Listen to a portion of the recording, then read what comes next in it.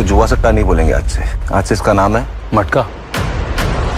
Scam 1992 के बाद एक और वेब सीरीज आई है जो कि प्राइम अमेज़न पर आई है, मटका किंग सीजन 1 मैंने देखी है। मुझे कैसी लगी है ये सीरीज और थोड़ा बात कर लेते हैं। वेल, इसके साथ मैं हूँ आपकी होस्ट सनम, फिर एक बार एक नए रिव्यू के साथ। रतन खत्री एक इंडियन जुए का किंग पिन एंड प्रोड्यूसर था, उसकी जिंदगी पर बनी है ये सीरीज। टोटल 8 एपिसोड हैं और एपिसोड काफी ज्यादा लेंथी हैं। तो इसकी स्टोरी की बात कर लेते हैं। रतन खत्री जो कि एक मामूली सा इंसान था, उसकी जिंदगी का ये सफर जो कि एक मामूली इंसान कैसे ऐसे इतना बड़ा बन गया कि उससे इंडिया के प्राइम मिनिस्टर भी डरने लगे कि अगर ये सारा पैसा इसके पास चला जाएगा तो फिर वो क्या करेंगे। रतन खत्री के पास इतना ज्यादा पैसा था। रतन खत्री विजय वर्मा इस कैरेक्टर को प्ले कर रहे हैं, जिन्होंने बखूबी अपने कैरेक्टर को निभाया।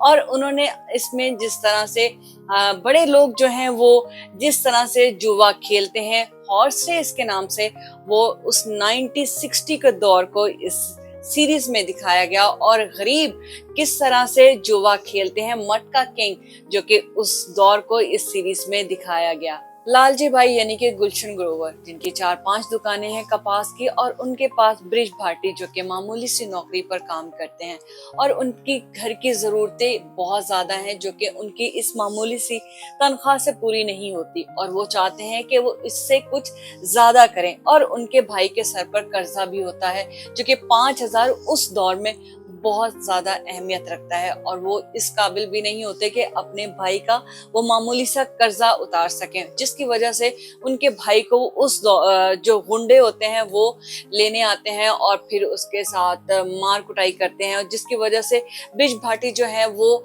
उनसे ये कहते हैं कि अब मेरे भाई को छोड़ दो। तो उसके इव्ज उन्हें 10 दिन में वो 10,000 पे करेंगे।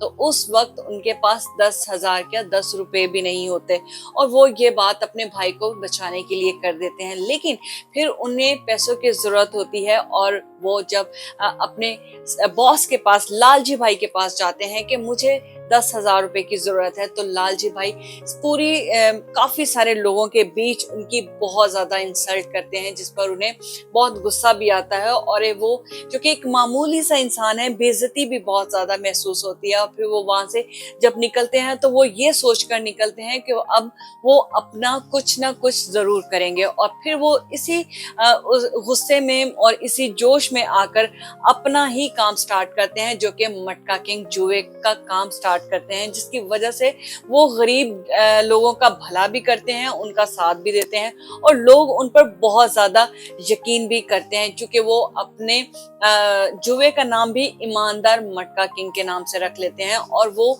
इस वजह से लोग उनके साथ काफी अटैच भी हो जाते हैं।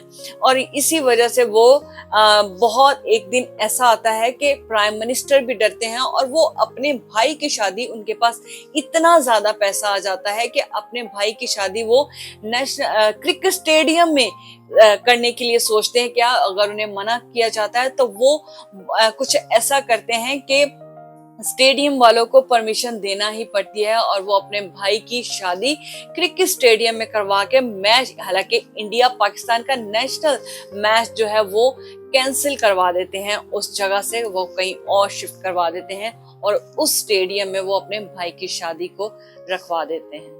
1960 के दौर को दिखाया है, और उस वक्त रात 9 बजे से रात 12 बजे तक फोन की सारी लाइनें बिजी रहती थी, क्योंकि हर किसी को सिर्फ और सिर्फ मटके के नंबर का इंतजार रहता था। विजय वर्मा के अलावा इस सीरीज में साई तमनीकर, उनके साथ गुलशन ग्रोवर, सिद्धार्थ यादव, जेमी लीवर एंड कार्तिका कामरा ने काम किया है। और इस सीरीज को डायरेक्ट किया है नागराज मंजुला ने। और इस सीरीज की मैं एक और बात बता दूं कि ये आप फैमिली के साथ बैठकर नहीं एंजॉय कर सकते, और इसमें कुछ गालियां भी हैं, कुछ ऐसे सीन भी हैं जो कि आप फैमिली के साथ बैठकर एंजॉय नहीं कर सकते।